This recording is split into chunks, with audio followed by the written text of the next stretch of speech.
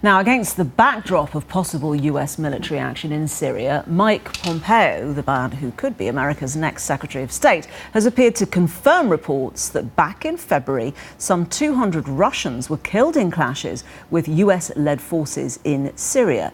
The fighters were reportedly Russian mercenaries supporting President Assad. Mr. Pompeo referenced the incident at his confirmation hearing, where he was asked if more sanctions were needed on Russia.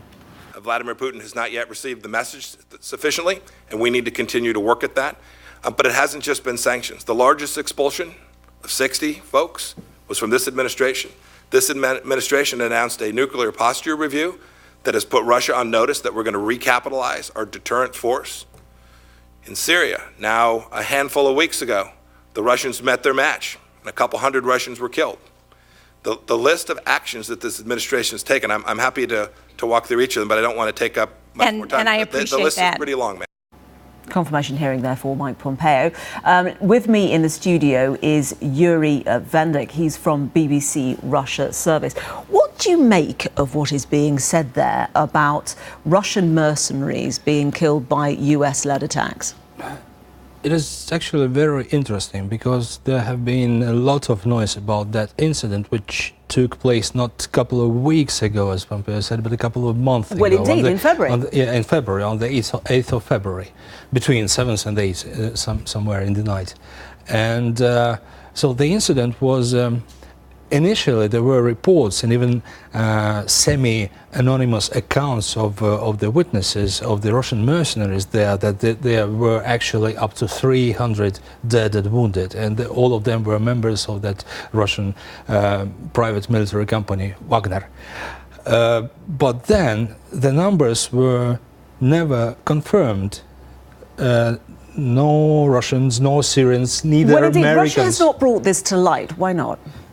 Sorry. Russia has not brought this to light.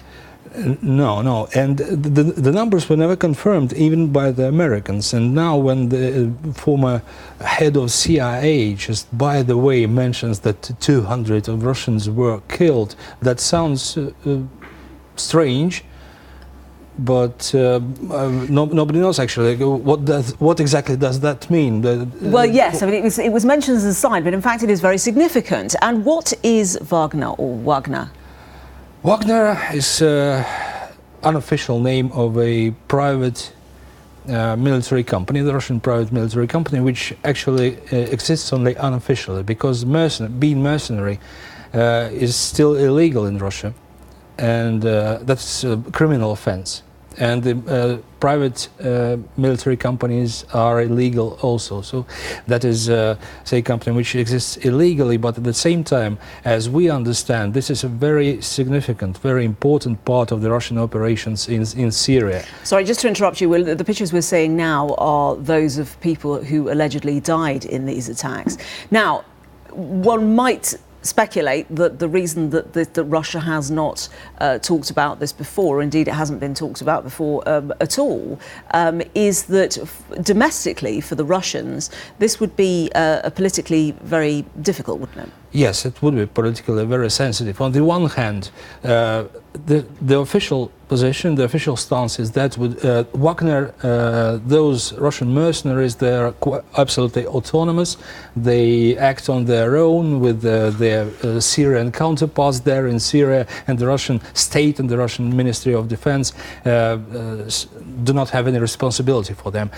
On the other hand, it's open secret for all, say, Russian media and experts that they are just an extension of the Russian army there on the ground. Yeah, I suspect that we'll hear more about that. Thank you very much indeed.